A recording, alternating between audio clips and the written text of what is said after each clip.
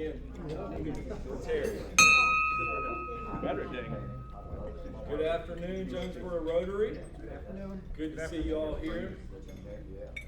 Patrick Kelly, could you lead us in the invocation, sir? Please bow your head. Dear Heavenly Father, thank you for this food. Thank you for those who blessed this food. Thank you for those who prepared it in the kitchen. Thank you for the weather that has prepared this food for us, and especially thank you for the heat wave that is now over and the rain that has came to Lee County. We ask this in your name. Amen. Amen. Thanks, Patrick. Thank God for it. Jeremy, you want to go through announcements? Yeah, sure. Thanks. Good afternoon, everybody. First thing I'd like to do is welcome our guest today. With us we have Mackenzie Roach, and also Angel Louie. So welcome, guys, to our club. We're part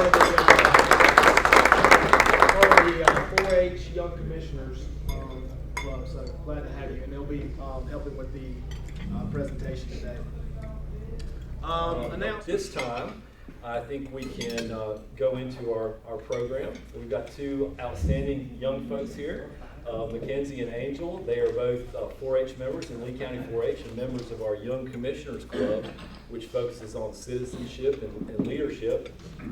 Angel is going to be giving her gold medal winning state presentation today. We have a gold medal winner in the house, and what that means is Angel advanced all the way from county through district to state and competed against 4-H members from all across North Carolina and was a gold medal winning participant in public speaking. So she's going to be giving her presentation, and Mackenzie is going to be talking a little bit about her summer. She's had quite a busy summer, a lot of 4-H activities and events. She's gone to Citizenship Focus event a month ago in Raleigh, and she's got the County Commissioners State Convention coming up here before long. So she's going to be just talking a little bit about things she's been doing and what she's been learning. So I will turn it over to these young ladies.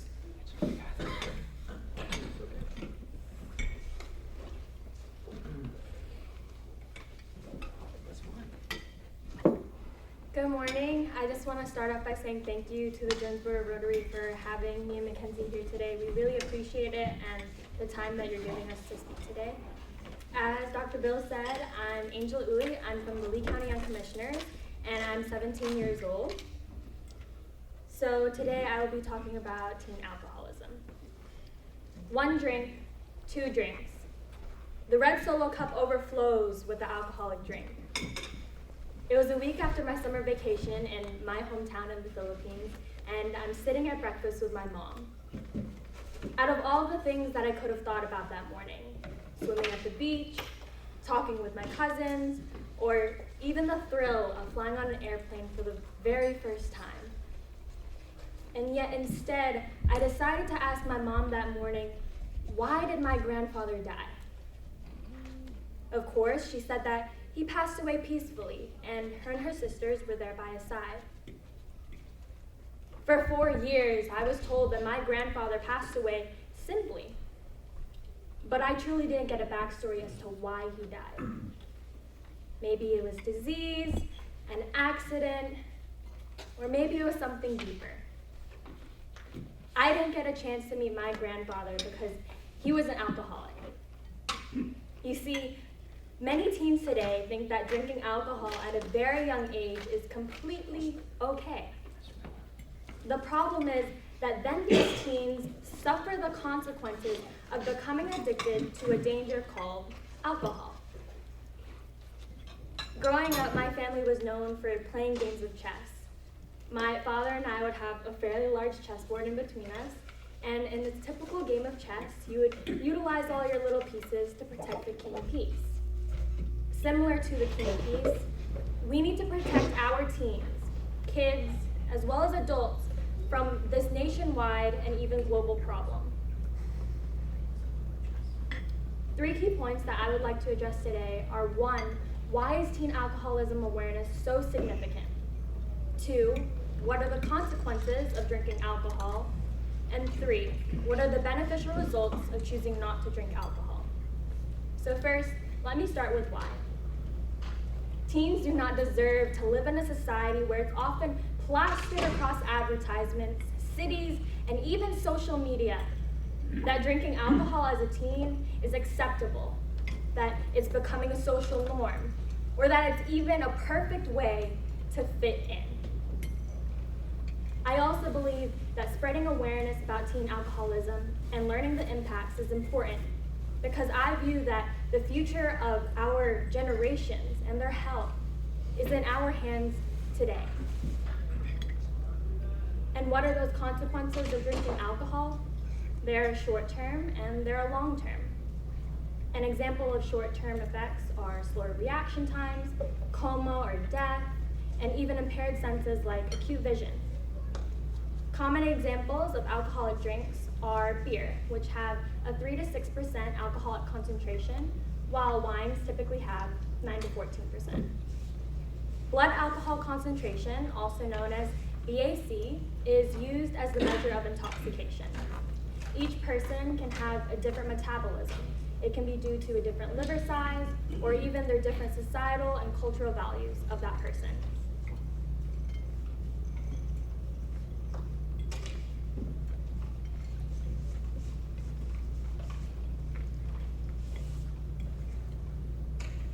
A long-term effect of alcoholism in teens is alcoholic liver cirrhosis. Here's where I move to that next part of when I asked my mom that morning about my grandfather. I remember that she threw these great long words at me, saying that he died because of alcoholic liver cirrhosis. These situations of what ifs began to pop into my head when I was 11 years old at that time. What if he hadn't started drinking when he was only 17? What if he had been taught early on that the alcohol that he was drinking right now would not only affect him and his health in the future, but also the future generations of his family, aka me?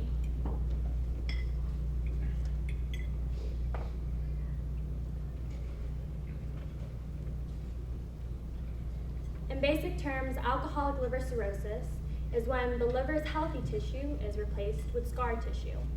Thus, the liver stops functioning properly, and the body can't make enough proteins, nor can it filter out the toxins out of the bloodstream. According to the American Liver Foundation, between 10 and 20% of heavy drinkers will develop this type of cirrhosis. And this is usually due to at least 8 years of excessive drinking, which can easily start when a person's just a teenager.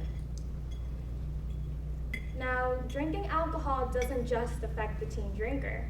It affects everyone around the teen drinker. And this is especially true with drinking and driving. The National Institution on Alcohol Abuse and Alcoholism states that in 2015, 7.7 million young people, ages 12 to 20, reported that they had drank alcohol beyond just a few sips within the past month. As for the effects on driving, at just 0.02% of the BAC, the teen drinker already has some loss of judgment and impaired functions. At a more severe 0.08% of the BAC, it's even heavier. Memory, muscle coordination, they're impaired. According to the Highway Safety Administration Patrol, in 2017, young drivers ages 16 to 24 made up 42% of the drivers that were involved in drunk driving fatalities of that year. The CDC created a survey called the 2017 Youth Behavior Survey. It was among high school students, and it was based off of the past 30 days. With that survey, they found that 30% drank alcohol, 6% drove after drinking, and 17% made the choice to ride with a drunk driver. And lastly, what are the beneficial results of choosing not to drink alcohol? By spreading awareness about teen alcoholism and even not choosing to drink alcohol, we can achieve a community of teens who have a safer future and hope for their future. They'll have this type of perseverance to know that they can get through any dark spots in their life, whether it's related to alcohol or not. They'll be able to know that there's always time for improvement, whether they've started drinking or it's something that they're going through in their life. Some tips that I would like for you to take back are to, 1, drink moderately and responsibly if you do still decide to have alcohol in your life, to know your limits, and to be aware of your surroundings at all times. Today, right now, my mom and I still talk about how we both wish that my grandfather had just lived a longer life. She would often tell me how, growing up, she would often find her dad coming home drunk.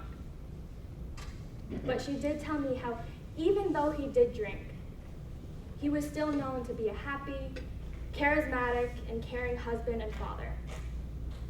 His life and his death taught me that my life is so valuable, as is your life, as is your life, as is everyone else's life. And that alcohol should no longer be a cause for another person's death. Today, all of those situations aren't a thing anymore in my mind. I've come to the realization that I can't change the past, specifically his past with drinking excessively. So what can I do? I can positively change what's happening today related to alcoholism to lead to a better and safer tomorrow. One of my favorite quotes is by Nicola Yoon from the book called The Sun is Also a Star. It follows a story between teens going through life's game of choices. And it states, "This is the life you're living. It's not pretend, it's not temporary, and there's no do-over." Which is the exact reason why I'm here today, talking in front of you, not only to just share my grandfather's story and my story, but to ultimately help you and to convince all of you to make the most of your lives and to choose a healthy life over a red solo cup of alcohol. Thank you for your time.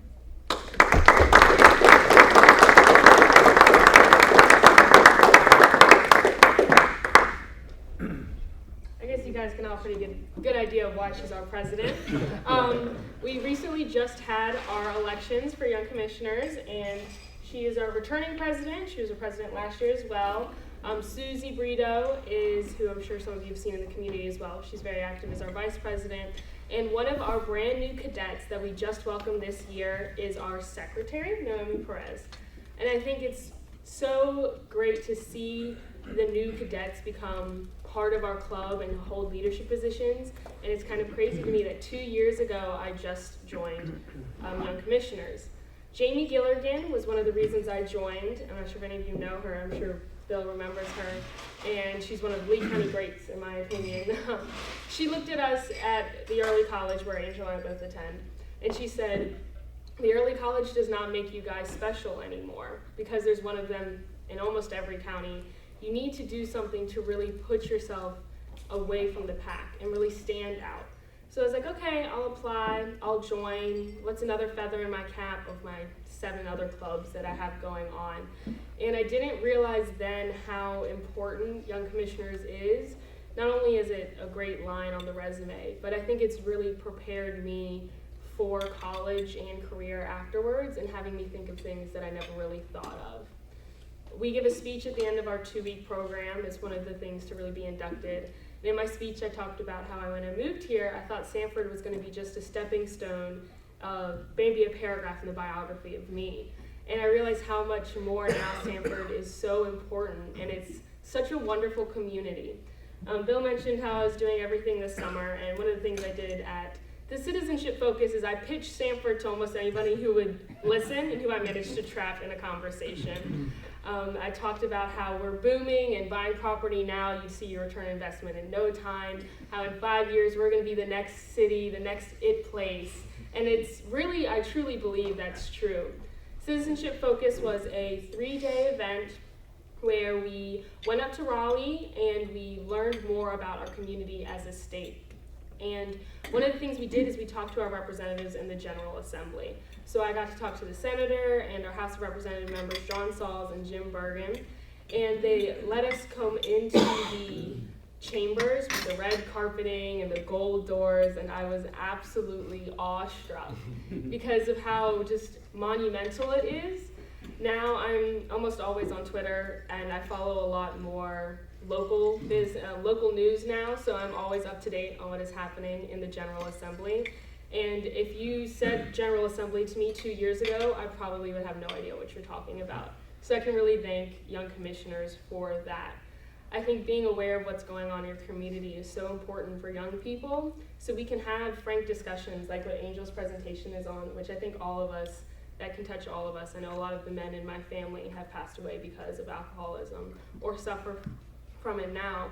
And I recently got to speak to the county commissioners as part of going to the state conference at the end of August about rural broadband access, which I think is so important, and it happened to be the same meeting we were discussing having Wi-Fi downtown. And the more and more I'm around young people, the more and more I realize we really are the future. I'm sure you guys all hear this and probably say it to your kids or grandkids or the neighborhood kids running around, but we really have a world to take care of, and I think if we start now, it's really important, and we get our plans ready. And I think Young Commissioners has really done that for me, and it's so amazing. Right now we have a bunch of projects in the works, so along with us having a new board, and I am now continue to be the chairperson of community involvement. So anytime if you need young commissioner speakers, we have a bunch of kids who are really passionate and would love to speak. Please feel free to reach out to me. And if you need volunteers for any of your organizations, we have a lot of young people who are really passionate. So again, reach out because we would be happy to help out. But our big project coming up is the fair. So we work with the Lions Club, and we are helping run the Scarecrow selfie scavenger hunt that is happening. So local businesses are invited to create a scarecrow, and local organizations. So if you guys want to make a scarecrow, you can reach out to me or Miss Cindy Hallenstein. And it's a way to really promote the fair, and I think it's really telling of how much Sanford is growing, that we can have something like Scarecrow Scavenger Hunt where we take selfies and post them on our Facebooks, our Instagram, and talk about how much we love our fair. And I think the fair is one of the best parts of the year. I'm very excited for the fair to come along, and I'm sure some of you guys are too. We're also looking at creating a partnership with emerging leaders, which is for young professionals in the county, if you guys aren't familiar with through United Way.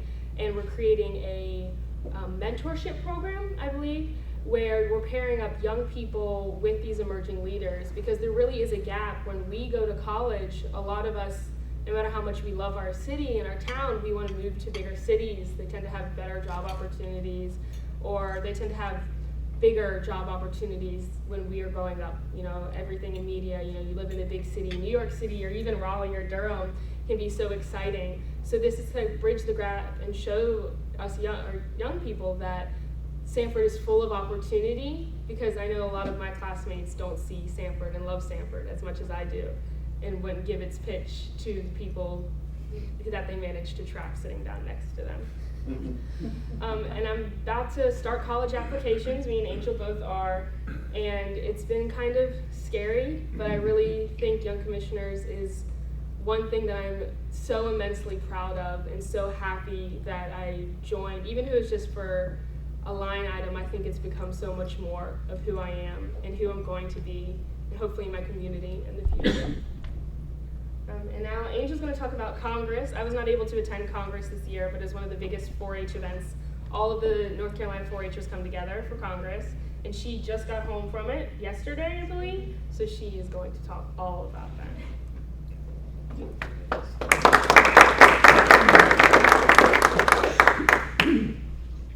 I just want to say thank you again, and I do apologize for my speech being a little too heavy for lunch.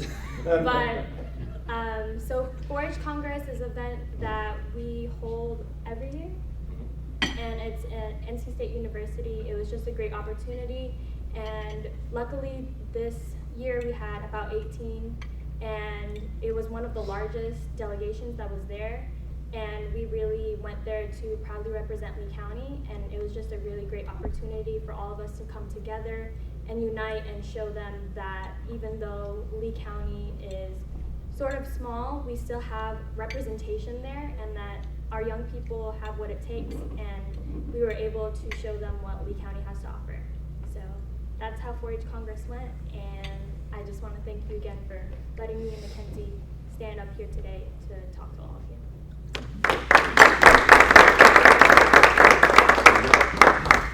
Do you guys have any questions for our young ladies? I'd just like to say that I was there when Mackenzie, John, you were there when she came in and talked about the rural broadband, and very well prepared, very well executed, and I think opened a lot of eyes. I'm very impressed with you gals. Way to go. One of the best programs I've seen in a long time at Rotary. Thank you for stepping up to the plate and being the future, because you guys are. And you two are prime examples of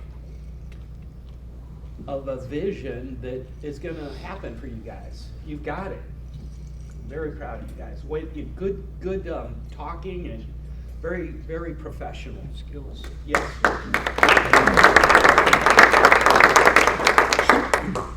So is this your senior year? Yeah, we're both starting our senior year soon. Where are you gonna go to school? Where would you like to go to school? So, because I am at the early college program, my credits, I graduated with my associates, we both are going to graduate with our associates. But the issue is like, ideally, I would love to go to an Ivy League or like Georgetown, but the credits won't transfer. So Chapel Hill right now is looked like that would be the dream home. So Have you talked to Bill about that?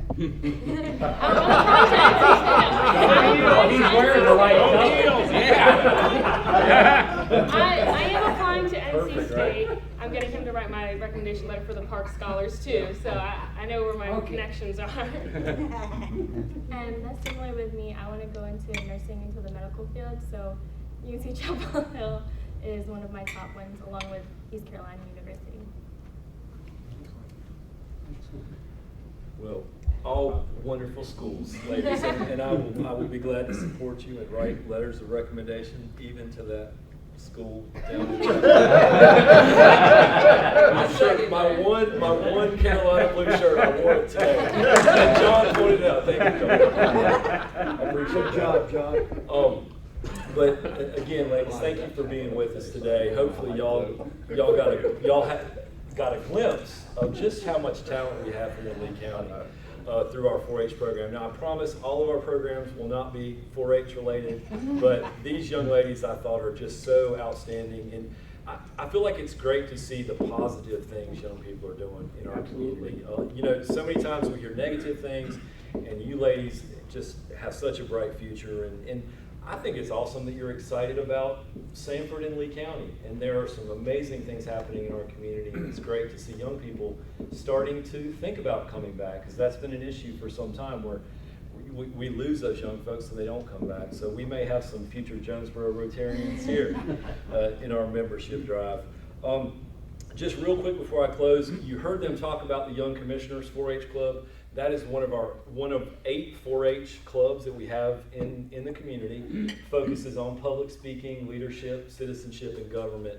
It's a program we started about 7 or 8 years ago with support of the county commissioners and Dr. Crumpton. So wanted to continue to thank the county for their support. We've seen some amazing young people come through it, and a lot of them are doing great things, and we know that y'all will too as you move on.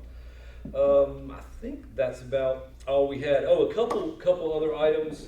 Larry, did you want to? Oh, no, you make the presentation. Okay, and I think this is. And get some background, what happened recently. Yeah, well, this is probably appropriate coming on the heels of Angel's presentation as well, but we wanted to recognize one of our outstanding members for the hard work that he did on Pots of Gold every year, helping the fundraiser make us a bunch of money, our biggest fundraiser. And he's coming back from a Cleveland trip where he went to some Indians games and I'm sure sampled some of the local libations. But hopefully you weren't, Jim, hopefully you were paying attention today and you learned something as well. Yeah, we did not coordinate it like this, but Larry grabbed just a small token of our appreciation for Jim and America the Brutiful.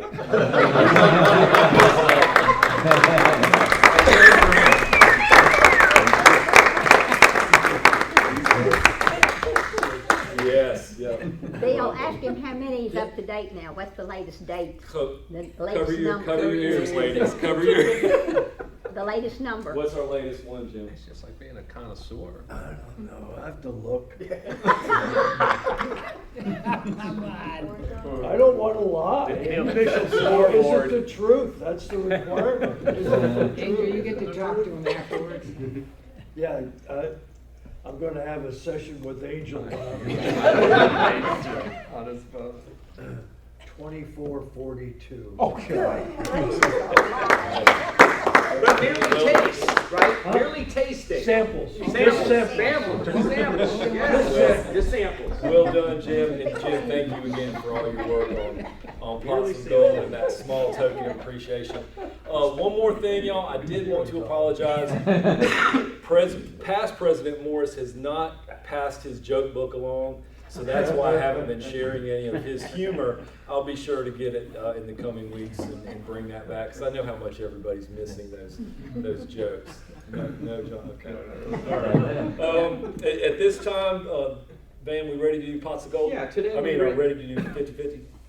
Right. Today we raised $50 for the Polio Plus campaign, $25 for the winner, and $25 for the cause to eliminate polio in a third world country. Would you pick out a ticket for me? Just, you want to read the last four numbers? Yeah, you probably got better eyesight than I do. 3428. 3428. I'll take that.